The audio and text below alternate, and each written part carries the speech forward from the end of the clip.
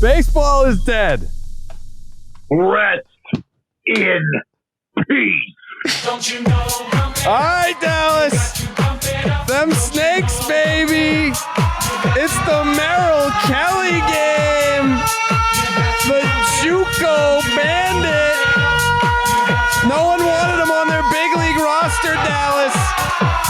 He didn't have the path that everyone else had. He had to fight for it. Game 2 of the World Series was Merrill Kelly night. How did them Snakes answer? The answer backs, Dallas? One more time. Yeah, one more time, yeah. Them Snakes took a tough L in game 1. They sent Merrill Kelly to the mound to right the ship. Torey Lovello said, you know what? Fuck you and your predictions. We're going back to the desert, tied up 1-1.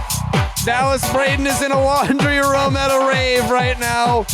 He looks like Andy Dick, but that's how we're gonna open up the show. Because Dallas won't tell us who he is for Halloween. What are your predictions? I'm gonna go Andy Dick. Jay? I'm sort of taking this in here for the first time. Yeah. Follow Boy? I liked your Ernie Bach Jr.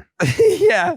He could be Ernie Bach Jr. I know he is. Who Shaggy. is he? He's Shaggy. Shaggy. Yeah. Okay. So yeah. Good call. Good call. Yeah. From one. Okay. Yeah. So we didn't see. Yeah. You cheated. You didn't give us the whole. I didn't see it, but I knew it. Yeah. That's a good call. Yeah. And you ought to see the chick I'm going home with. Smoke show! Daphne? Oh my. Who's Scooby? Scooby's at home sleeping, bro. Okay. Like, really. Okay. I'm just asking. Yeah. I got to ask these questions. It's part of it's my journalism gene that I have. But anyways, I don't want to take up too much of your time. I know you're in the laundry room at this rave in the middle of the woods, which is, par for the course for Dallas Braden. What were your first impressions of Game 2 of the World Series? Obviously, the Merrill Kelly game. Merrill Kelly Deal Fest. The Merrill Kelly Deal Fest. We talked about Zach Gallen and whether or not he was going to be a potential X Factor. We'll get to Longo, the X Factor, a little later. But Merrill Kelly. They don't win this game without Longo. Just saying. They don't make playoffs without him, dude. They don't win this game without Longo. Hey, I didn't want to say it. I didn't want to bring it up. It had to be addressed. Like I said, we'll get to that a little later, right? We're not going to talk about Ketel Marte and his journey to MVP like I predicted. We're not going to talk about any of that right now. It's the Merrill Kelly deal. But Sam Marte 1 for $5. Look, we'll get there. It's the Merrill Kelly slice and dice. Mm-hmm. Jay Hay highlighted it. This was always going to be the reason that the Diamondbacks were going to win this series. This was the reason they should have won the game last night. Didn't unfold because of Paul Sewald just whatever for the first time in a very long time, not nailing it down. So here we are enjoying, celebrating the I don't know if it's the coming out party for Merrill Kelly, but it seems like the month of the regular season and slaying that Dodger giant was something that allowed him to just go, you know what? Fucking wheels are now here we go.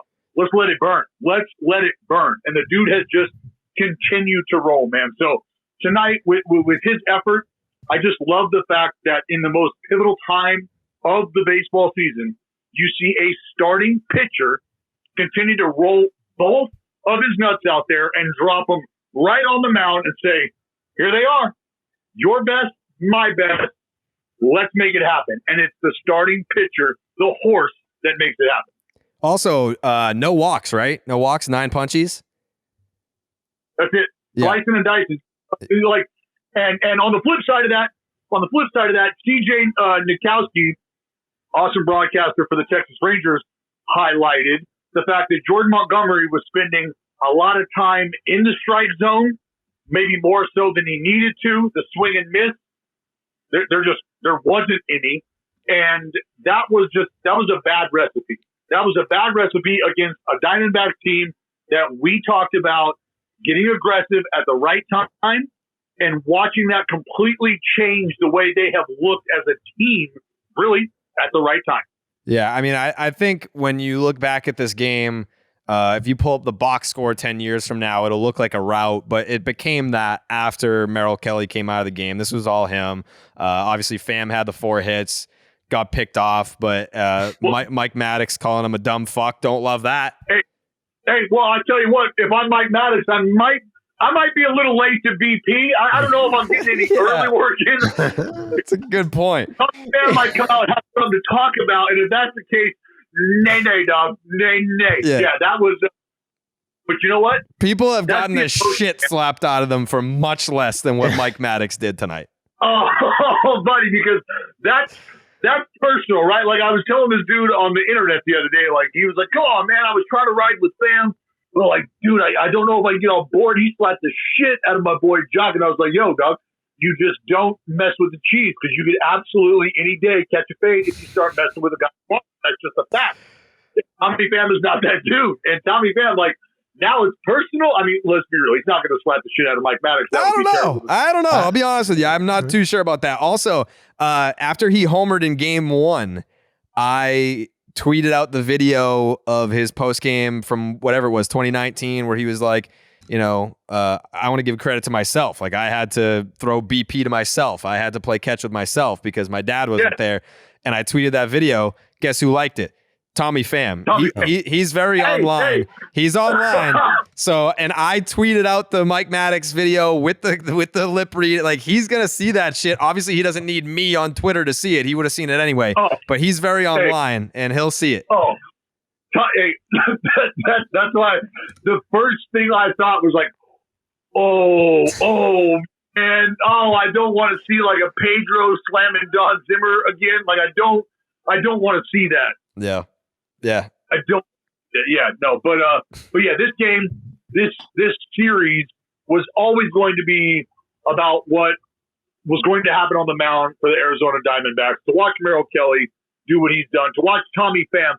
I mean, dude, that is, that's almost like a Conor McGregor moment where he's like, I'd like to apologize to absolutely fucking nobody. To hell with all of you, right? Like Tommy Pham's like, bro, I'd like to thank me and give me some attention and give me some more love because I'm here. I'm the one who's been able to put the pedal to the metal and get this done. I love to see, dude. Longo, 15 years removed from World Series appearances, Jared. I don't know. Just getting big hits when you need to. Just getting big hits when you need to. You need to get it started. Sure, like you said on the scoreboard, it's going to be a drop in the bucket. You might even try to label it insignificant. That's fine. How do we get to the point of insignificance? Big at bats early. Who provided those? Longo. So Marte. Dallas. You need to blow it open. You need an invitation to the Marte Party. Dallas. People are talking. I'm yelling at my buddies on the podcast. Yeah, absolutely. Jesus Christ. What's going on over there? What? I was gonna say, Evan Longoria has been in the league for over a decade now. And he's 38 years old. He's been around the block. Some people are saying this is the longest that a player has been in the big leagues before getting their nickname. People are already calling him the X Factor. I look. I was asked if I wanted to get on the ground level with the T-shirts, and I was like, "Oh, this is not about me. It's about Longo at this point. We're going to let that ride." Mm-hmm. So I get it, but I mean. Aptly named. Yeah. We're going to throw the numbers out, right? It's just going to be about the at-bats, Jared. Just about the at-bats. Yeah. Do you have any other thoughts before we let you get back to your party? Before what? Before you get back to your party? Oh, no, man. I'm great. 2-0 on the beer pong table, just to let you know. Live music should be starting here anytime. Diamondbacks, day off, regroup, see you back in the desert. This series is going to be an absolute electric factory. I feel like this thing is going 7. It's inevitable, and it's going to be a fucking slugfest. I love that. All right, Dallas, enjoy the party. Call us back anytime. We always love having you. I know. Bye, Dallas. Things are heating up in the ballpark, and the chase to crown a champion is on. With DraftKings Sportsbook, you won't miss a moment of the baseball action. New customers can score $200 instantly in bonus bets for betting just $5 on baseball. Plus, all customers can take a crack at a sweet payday with DraftKings same-game parlays. String together multiple bets from a single game for your shot at a major payout. So what are you waiting for? Download the DraftKings Sportsbook app now and use code JARED. New customers can score $200 instantly in bonus bets for betting just $5 on baseball. Only on the DraftKings Sportsbook app with promo code JARED. The crown is yours. Gambling problem? Call 1-800-GAMBLER. In Massachusetts, call 800-327-5050 or visit gamblinghelplinema.org. In New York, call 877-8-HOPE-NY or text HOPE-NY. In Kansas, call 1-800-522-4700. On behalf of Boot Hill Casino and Resort, 21 plus in most eligible states, but age varies by jurisdiction. Eligibility restrictions apply. See DraftKings.com/sportsbook for details and state-specific responsible gambling resources. Bonus bets expire 7 days after insurance. Opt-in and 10-plus leg requirement for 100% boost. Eligibility, wagering, and deposit restrictions apply. Terms at sportsbook.draftkings.com/baseball terms. Okay, so there you have it. The voice of the Oakland A's, the conductor of chaos for the Arizona Diamondbacks, Dallas Braden, also known as Shaggy from Scooby-Doo. Jay, your thoughts from this Game 2 of the World Series? I mean, it was the Merrill Kelly game. I don't think we should move past too quickly that start because it's pretty rare to get that. You know, we were talking about the 7 innings thing, and it's very rare that people go 7 innings anymore, particularly in the World Series. But 9 strikeouts, 0 walks, and 1 run in a World Series game by an NL pitcher. Kershaw, Cliff Lee, Don Newcomb, and Merrill Kelly. That's it. It was very impressive in any era. And from the other side, like the Jordan Montgomery thing, like obviously he's been dealing throughout most of the postseason, throughout most of the season. He just keeps getting better every year. The concern with him, and this is, listen, and this is a little bit of like hindsight, like just analyzing this game, but it was always the swing and miss. And if he was a postseason pitcher, is he going to get enough swing and miss in the postseason to be that guy? And in Game 2 of the 2023 World Series, the answer was definitively no. Dallas brought up, he just kind of casually referenced the swing and miss, but he only ended up, and there were a lot of people tweeting about it as the game went on, but he ended up getting 2 whiffs in 37 total swings from batters tonight. Not very good, including 0 on 13 swings at his sinker. Just by comparison, Merrill Kelly had 10 whiffs on 41 swings. So considerable difference there. But yeah, that was kind of the story. Like, obviously there were individual interesting offensive performances, mostly almost entirely from the Diamondback side. But, the take home here was for sure Merrill Kelly. Would you welcome the devil's advocate argument that he hasn't really gotten swings and misses all postseason? So when he loses a game, now we're going to talk about it, whereas we didn't really talk about it before. Yeah, but that's how it works, right? Because the not getting swings and miss thing is a fine plan until those balls find holes or until the balls are hit hard enough to get through anyway, right? Like it's fine. 9 hits. Yeah, I'm not saying he's not a good pitcher. I'm just saying when you don't have the swing and misses built in to your results the way Jordan Montgomery does not, then it opens you up to starts like this where balls in play find holes and you just don't, like, you're just more subject to things outside of your control, basically. That's the whole idea with strikeouts, is that you're keeping things within your control as much as possible because the ball's not going in play.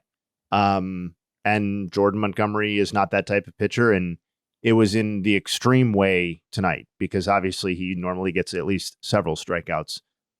Didn't tonight. So yeah, if people want to say you're going to talk about it when it happens and not when it doesn't, then yeah, that's true. That's basically how this works. Joseph, your main takeaways from tonight? Snakes alive. Snakes alive. Team doesn't go away. No. They play the small ball. They do little things. But it really, I mean, I'm kind of offended. You guys said it was the, this is the Merrill Kelly game. I think it's the Tommy Pham game. For the 4 hits.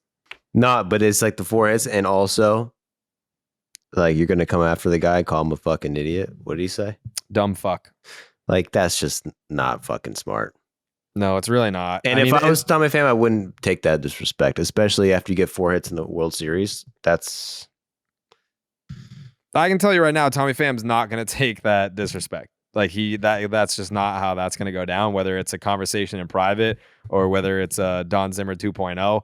Like, I don't think he's just going to let that slide. Maybe it's something that he addresses after the World Series is over. If the D-backs can pull this out and then he talks his shit. Can't you see it, dude? Can't you see Ken Rosenthal going in the dugout? Tommy Pham, you just had a 2-run home run. Who is it? Is it Verducci? Who's doing the fucking interviews? They both do it. Well, either one of them. And Tommy Pham goes, Mike Maddox, you're an idiot. Can you see him calling out Mike Maddox live on live TV? What I can see is if the D-backs win the World Series, that Tommy Pham is in the parade wearing a dumb fuck t-shirt. See, that seems a little light to me, you know? Why? I mean, you talk your shit after. I mean, what's it going to do if he goes after him right now? It's like the series is tied. You're going back to Arizona. Cool. Like, it'd be awesome, dude. If Tommy Pham says, you know what? The pitching coach for the Rangers can suck my cock. We're going to win. Like, that would make the World Series a lot more interesting. I'm not saying it's going to happen. I'm just kind of hoping for it. Yeah. Not that it's not interesting, but Tommy Pham, that would add an extra layer, or no? Yeah. Well, we'll see. I mean, the Texas Rangers had to go to the bullpen after 6 from Montgomery. You had Heaney get you a couple outs. Dane Dunning got you an out.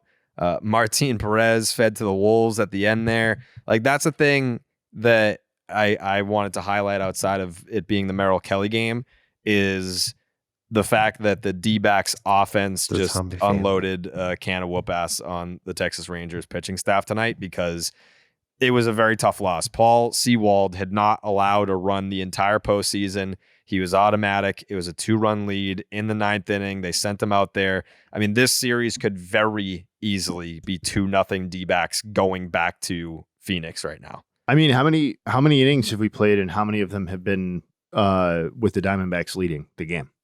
I mean, it's like 17 of how many ever innings we've played, 17 of 20 innings. Yeah. The D-backs have a winning, or 16 of 20, something like that. Reminds me of the 2015 World Series, where the Mets were leading the entire time and lost in 5. Yeah. They were leading for whatever. Like Kevin, if I called Kevin right now, I guarantee you he could tell me the exact number of innings that the Mets were leading in that World Series.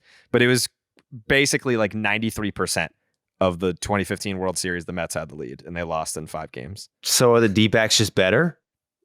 Because these guys are fucking unstoppable all of a sudden.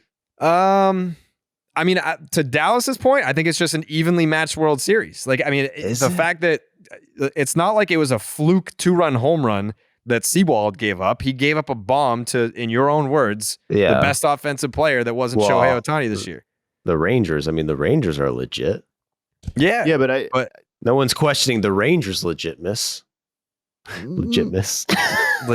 That's legitness. No, I don't think anybody's questioning the Rangers, but this is what I was trying to get at when Jared asked the question, I think last podcast, about like, are the D-backs like the underdog story narrative in this series? And like, I just don't think the Rangers they're a good to very good team. Like, I just think these teams are, generally speaking, in terms of world teams to appear in the World Series, I think they're in the same general group of teams. Like, I don't think one of these teams is substantially better than the other as they exist currently. I do think I think on talent, it's a tight World Series. Really? Because I go down the Rangers lineup and I just feel like it's way better than the D-backs. There's a reason why when we did a baseball is dead parlay tonight that no one picked anyone on the fucking D-backs. Yes. Like, it was offense heavy and no one picked anyone on the D-backs. I was thinking about that. I in my head, I said we should do I picked the fucking Corbin Carroll steal. Yeah, but that's not like you didn't even pick him to get a knock. I should have, because he didn't get a steal. Yeah. But we should have done a Snakes Alive. Snakes Alive parlay. Yeah. Maybe we can do that for game 3. That's definitely true that the Rangers offense, if you just look at it, is better. But through 2 games, the D-backs starting pitching has also been definitively better than the Rangers. Yeah. And I know it's all small sample shit. I get it. We're talking about like, I think the Rangers 2 pitchers have combined for like 8 innings, but like that's part of the problem. I mean, the D-backs had a negative run differential this season. Yeah. Negative 15 compared to plus 165. That's crazy. Like, where does plus 165 rank? That is 4th best in baseball. Braves, Dodgers, Rays, Rangers. So, I mean, I get what you're saying. Like, I'm seeing what you're seeing. Like, I am seeing that they are even, like, if you were to take 2 teams in this playoff bracket and say, where can we throw together an evenly matched World Series that will be exciting and have base running and great defense? Like, the defense in the series has been fucking awesome after 2 games. Like, the defense has been great. Yeah, they're 2 very good defensive teams. Yes, you have stars, good enough pitching. I mean, it's not like it's not like you have an abundance of aces, but you have good frontline guys going. And for all the shit that we've talked about the Rangers bullpen, it hasn't been complete trash. And the D-backs have a good back end of their pen. So it's a very evenly matched World Series. But when you look at the fucking run differentials, you'd be like, Rangers in 4. So, you know? Totally. And here's what I would say. I would say that I'm not saying that the quality of the regular seasons that these teams put together are the same. But I think if you want to make the case that it's a close on talent World Series right now, like there are a couple of things that you can point to on the D-backs roster specifically that make them appreciably more dangerous than they were throughout the vast majority of the season this year, which is namely Brandon Pfaadt, who we've talked about at length on this podcast, who is starting game 3. He is not the same guy fundamentally that he was during the 23 regular season for them, right? So that's just like a true talent difference. Like, that happens.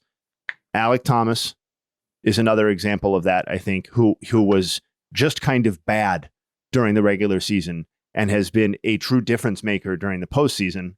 And then who was the other guy? Tommy Pham. I mean, Ketel Marte, you could say. Yeah.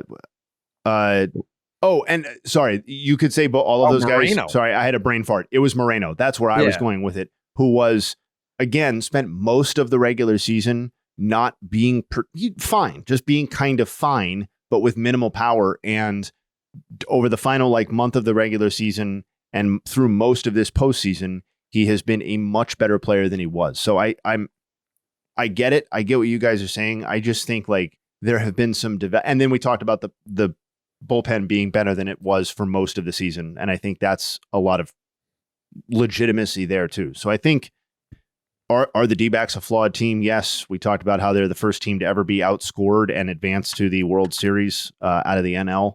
But I think they're also a much better team than they were throughout most of the regular season. Even under the bright lights of the playoffs, Blue Moon Belgian White, Belgian-style wheat ale is the beer that's made brighter. Blue Moon was born in a ballpark for baseball fans, first brewed at Coors Field in Denver, Colorado. From its bold, refreshing flavor to its beautiful, bright color, Blue Moon is as iconic as America's pastime. Dallas sounds like he's been hitting the Blue Moons tonight for Game 2, baby, and how can you really blame him? Nothing hits better than cracking a Blue Moon, sitting back at your couch or maybe at a Halloween party and catching Game 2 of the World Series. So, attaboy Dallas, keep drinking those Blue Moons. With its refreshing flavor with Valencia orange peel for a subtle sweetness and hints of coriander, Blue Moon Belgian-style wheat ale is a one-of-a-kind beer that's made brighter. It's carefully crafted and full-flavored with refreshing notes and a smooth, creamy finish. Blue Moon was brewed by baseball, so it's the perfect match for the playoffs. The crack of a beer, the pour, the first sip of that bold flavor. Blue Moon always feels like a special occasion. Best served with its signature orange garnish to showcase its beautiful bright color. A beer this good only comes around once in a blue moon, but you can enjoy it all through the playoffs. Brighten up the baseball playoffs with Blue Moon Belgian-style wheat ale. It's one of a kind every time. Check out shop.bluemoonbrewingcompany.com for fresh baseball merch and visit get.bluemoonbeer.com/rocket to find Blue Moon delivery options. That's get.bluemoonbeer.com/rocket. Blue Moon, made brighter. Celebrate responsibly. Blue Moon Brewing Company, Golden, Colorado Ale. I saw some people comparing this D-backs team to the 06 St. Louis Cardinals, and I was like, pump the fucking brakes. Like, that team won, I believe, 84 games or something like that, similar to the D-backs, but they had Albert Pujols, Jim Edmonds, and Scott Rowland, who were basically hurt, and then they got healthy at the end, and then they were, I mean, that St. Louis Cardinals team in 04 won 105 games. Like, this is not a D-backs team that is 2 years removed from winning 100-plus games. To me, it's the most surprising World Series team I've ever seen. Who's a more, like, what roster? I think that can be true. And the fact that they're a lot better than they were for most of the season also be true. I agree. Then, like, Well, talk about, like, if you talk about low win team. totals to make it to the World Series, you're talking about the 06 Cardinals, who again, it was they had the spine of 100-something plus. Why is Dallas Braden calling me back right now? This guy is fucking drunk, dude. He's on mushrooms. Yeah, this guy is fucking on drugs. LSD, MDMA. Hello, Dallas. Wait, hold on. You're not connected to the thing. He's mixing go. drugs. He's on a. Have we discussed whether or not Max Scherzer as an X factor? This guy fucking loves X Factors. I think he's an X factor. I mean, no, and Jay, I want to get your thoughts on this because, I mean, Max, as far as I'm concerned, the fact that Max Scherzer is throwing baseballs with the diagnosis that we were given with his shoulder, I mean, that thing's in 17 different pieces. Like that's not a good feel. I can tell you that. So he's mustering up World Series innings against, and do we think that Max Scherzer? What do we expect? 4, 5? If so, viable?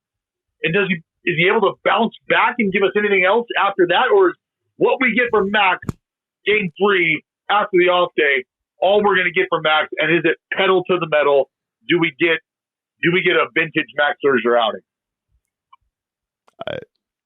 My thoughts on this are that I don't ever expect vintage Max Scherzer to reappear during the 2023 season postseason. Like, I don't think he's giving us really any reason for optimism. He wasn't great in September before he got shut down. He has been ineffective, I think, is the nicest way to describe his 23 postseason contributions so far.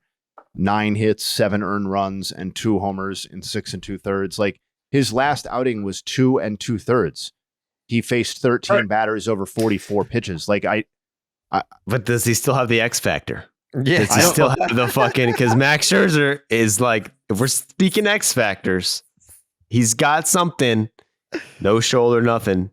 But if we're talking dogs, this is the dog of all dogs. I mean, I think he has to be considered the weakest starting pitcher going in this series. When it comes to dogs, fair. But Jay, say he rolls out there and gives you what Evaldi just gave Texas. Is that and the game situation is what it is now? I mean, obviously we're far removed from any sort of vintage Max at that point, and I agree. I'm just kind of I'm just kicking the ball around. But aside from a vintage, if you get what you got from Evaldi out of Max, that's not vintage. But I mean, is that not? That's about all you could ask for. 5 runs. If 5 runs in 4 innings is acceptable, then the Rangers are. I don't know what they're doing in the World Series, to be honest. Like, I don't that. I'll let Mad Bum pitch. And if you're reframing it as exit the game with a 2-run lead or whatever that situation was, then I don't know, man. Like, I just think my expectations for Max Scherzer are exceptionally low, and I think he's a in terms of. But the reason I ask about like a similar performance of all of these being acceptable is because my next question is going to be, if not Max, then who? And then my next question was going to be, did the Rangers make a mistake by having Max Scherzer on the roster, or was that their only viable option? And you're just gonna have to take what you can get from Max Scherzer. Well, who did If not Max, well, like I don't think that John Max Gray? Scherzer took anybody's spot on the roster that could have helped. Like you can go like John Gray's pitched fine out of the bullpen, Dane Dunning, whatever. But you could start those guys instead of having them out of the bullpen. That would be the difference. But I mean, there you go. Scherzer being on the roster doesn't prevent those guys from getting starts if Boch wants to do that. But is it a matter of, and this is why the question is always like, all right, man, a 70% Max Scherzer with some of these other options and the leash or the length of their leash, is a 70% Max Scherzer with a shortened leash better than what you could get out of John Gray? And if it's going to be hitter to hitter after the first time through the lineup and he just kind of continues to give you some swing and miss here and there and some weak contact, then is that okay? And that's why I'm kind of posing the question, because we have we have hindsight on our side right now, but with Max's start coming up and him being able to give you 4 innings, and I'm not okay. So it was 5 runs for Evaldi, but they were within striking distance, and they won the fucking game because of that. If he's not in there in the 4th inning, 5th inning, and they're up by 4 and 5, well, different story. So it's just I just this is my brain turning. I'm in the woods, man. Yeah, your eyes are fucking. There's no one home right now. This dude is glossed over. This dude is just This dude is in the laundry K2. room of a house party thinking about Max Scherzer right now. He's doing K2 and Baseball guy. Unreal. Jared, don't forget that I did the first ever podcast the day of my child's birth in the bathroom. Delivery room. Yeah, that is true. I mean, Dallas is married to the game. Like there is Spikes Up Tour 2019. Like Meg was about to pop, and this dude was at fucking Minnesota Twins spring training camp. Gets on the first flight when she's like, "Hey, I'm going into labor." He's like, "All right, peace out," and there he goes. Yeah. Well, hey, thanks for entertaining me. Continue your brilliant conversation. All right, thanks, Dallas. You can call back anytime. All right. All right, I'll see you, pal. You shouldn't have to worry when you're buying tickets to your next big event. Game Time is the fast and easy way to buy tickets for all the sports, music, comedy, and theater events near you. With killer last-minute deals, all-in prices, views from your seat, and their best price guarantee, Game Time takes the guesswork out of buying tickets. I told DBacks fans last night you might want to hit up Game Time, head over to Texas, and grab some tickets for Game 2 because you got to win that game. Well, guess what? You won that game, and now you're coming back to Arizona, and you need more tickets. So if you're not an absolute idiot, you'll head over to Game Time. You'll go to games 3, 4, and 5 of the World Series in Arizona for minimal prices. And if you want to get it at the last minute, Game Time's got you. Game Time is the only ticketing app that gives you complete peace of mind with your purchase. See the view from your seat before you buy so you know exactly what to expect when you arrive. All-in prices show your total upfront so you know you're getting a great deal without hidden fees. Buy tickets in seconds with 2 taps. Game Time has deals on tickets right up to the start of the event and even an hour after it starts. It's the place to find last-minute seats. Find exclusive flash deals and sponsored deals on tickets for football, basketball, baseball, concerts, comedy, theater, and more. With zone deals, you pick the section and Game Time picks the seats for an average of 18% savings. And the Game Time guarantee means you'll always get the best price. If you find tickets in the same section and row for less, Game Time will credit you 110% of the difference. Download the Game Time app, create an account, and use code JARED for $20 off your first purchase. Terms apply. Again, create an account and redeem code JARED for $20 off. Download Game Time today. Last minute tickets, lowest price, guaranteed. It's wild that Max Scherzer, that conversation, this is the highest paid player in baseball history.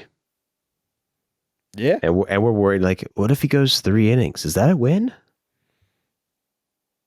If Max Scherzer gives up 4 runs and pitches 4 innings, I think the goal is 4. Is that a plus? I think the goal is 4. Is that fair? Yeah, that's definitely if it's fair. any higher, you're deluding yourself, I think. But I mean, how sick would that fucking be? I love the Scherzer Fob matchup. I think these guys I mean, what is that fucking face, Jay? I don't know what. Fought? You don't like Scherzer? The narrative, bro. It's fine, I guess. Scherzer looks more cooked than not, though. I know, but like, okay, if you're the guy who's like watching pitching matchups with the Savant page up, like who's got the best fucking vertical break on their slider, yeah, maybe not as sick. But we got one guy, Scherzer, who was on top of the world two seasons ago. Now people are looking at him like he's washed, like an idiot, one of the worst pitchers left in the playoffs. And then you have Brandon Pfaadt, who came into the playoffs as nobody and said, "Oh, this guy's starting game one. They're screwed."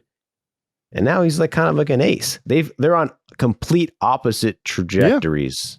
Yeah. There's some career. poetry there. You've sold me a little bit. I think I still don't like watching a legend suck, though. I know, but that's what I'm saying, Jay. Because what if he comes out tomorrow and he doesn't suck? Listen, if he comes out and like just gives them like 5 innings, 1 hit, like just no runs, like 7 innings, no hits. 7 innings is never happening. It's literally poetry. It literally can't happen. Oh my god! I would honestly be. It's the highest paid player in baseball history. I might shed a tear if he gives 5 scoreless. Yeah, I want to see it. I'm with Jay. Like I don't want to. Like I hate Scherzer going out there and stinking up the joint or feeling like it's the corpse of Max Scherzer going out there and just dying on his shield. Like I hate that. Like I would love to see him be able to deliver for the Rangers. And that's why I like this matchup so much, is because I want Scherzer to, like I said, no hitter through 7. But I'm also rooting for Pfaadt for kind of the opposite reason. Yeah, no one believes in him. No one believes in Pfaadt, and and he's a man of God, the Bible in the dugout. I mean, what are you going to do if they turn on the pregame on Monday and he's got the Bible out? Are you putting a live bet in? You know? Yeah. How are you going to bet against Christ, Jake? Can't do it. Can't do it. Can't do it. Jake knows. What do the analytics say on God? Are Christians better at baseball? Can we break that down? Can we get a? I mean, listen. I know no one is a fan these days, but one of the biggest God guys going was Kurt Schilling, and he's one of the best postseason pitchers of all time. That's true, man. Guy had one leg and went out there and beat the Yankees. He had God on his side. Yeah, I think he abandoned the Lord, though. What? Yeah, I mean, he had God on his side with the sock in the sock era. I think since then, I think Jesus said, "No, thank you. Yeah, I'm out." Yeah, unfriended. Yeah, I'm out. Yeah.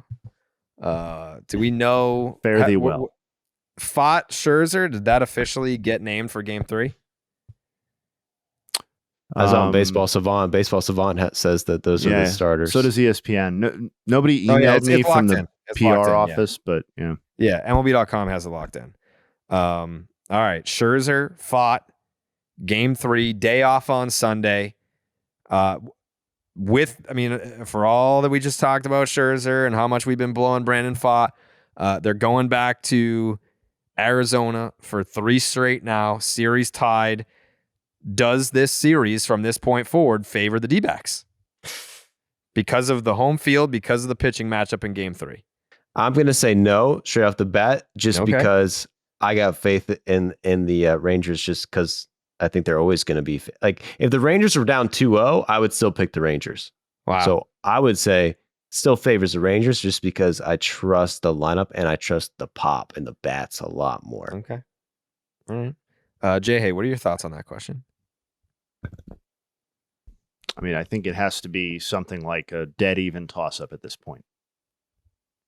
Okay. I mean, even if it's like a 0.5% in favor of one team, what team are you saying it's favoring? It has to be the D-backs, right? Well, they because have of home field and because of this pitching matchup that it doesn't seem like you love for the Rangers. I don't. Although I do think the Rangers offense is capable of hitting Pfaadt. I just don't love. I don't love the conversation begins with, can Max Scherzer get us to 4 innings? Yeah. Yeah, I mean, And I think that's a fair conversation too. I'm It not is. like, yeah, It's not good that 4 innings is borderline wishful thinking. no. well, what do you think? What do you think the Diamondback? If you're the Diamondbacks, how many innings are you expecting out of Fott? Like, what's a win for Fott? I mean, at 5? this point, yeah, like 5+. I mean, that's every pitch in the playoffs nowadays. He's gonna get you into the 6th inning.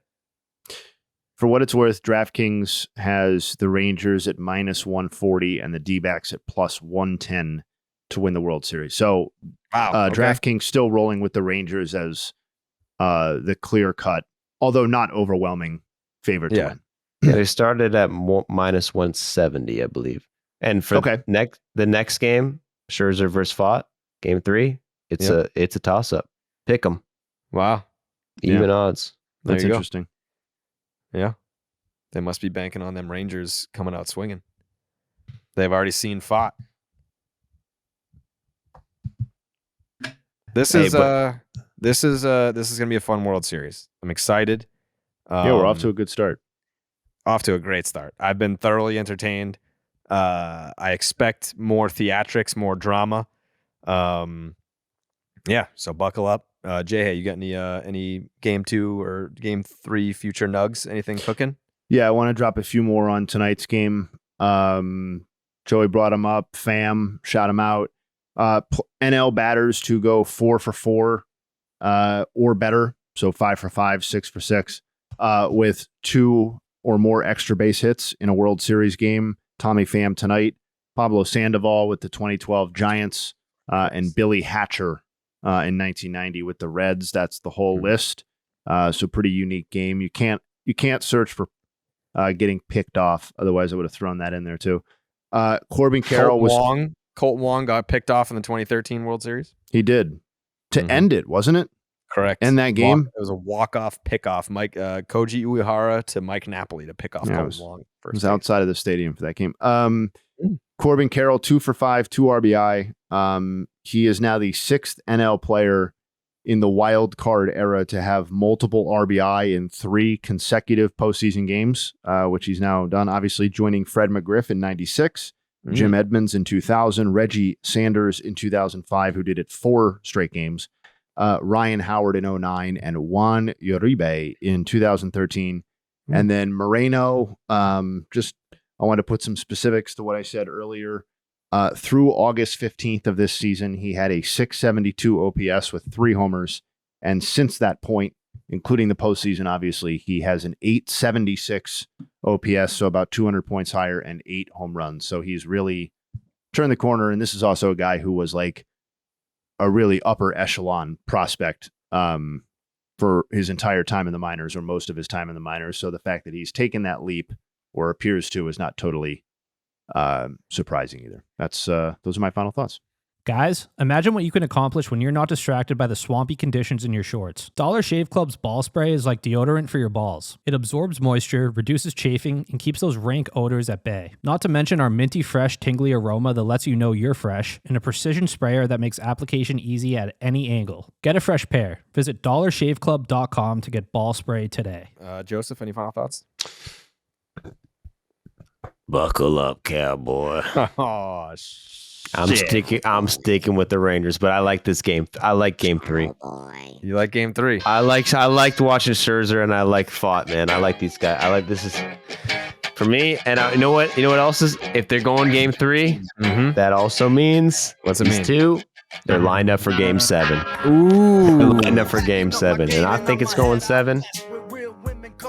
So this is going to be a little bit of a preview. Okay. The Fott bot versus the dog. Max Scherzer. All right. Enjoy your day off on Sunday. We'll be back here with Game 3 reaction on Monday night. Thank you for watching. Thank you for listening. Again, if you're listening, you should probably check out the YouTube channel. Subscribe. We're trying to get to 500,000 subscribers by the end of the postseason. Dallas, you have to see Dallas's costume. So go to the Baseball is Dead YouTube channel and hit subscribe. It's called Jared Carabas. It's called Jared Carabas. 500K subs by the end of the postseason. Let's do it. We can do it together with the help of the Gravediggers. We'll see you on Monday. Let's go. Let's subscribe. We go. Right now.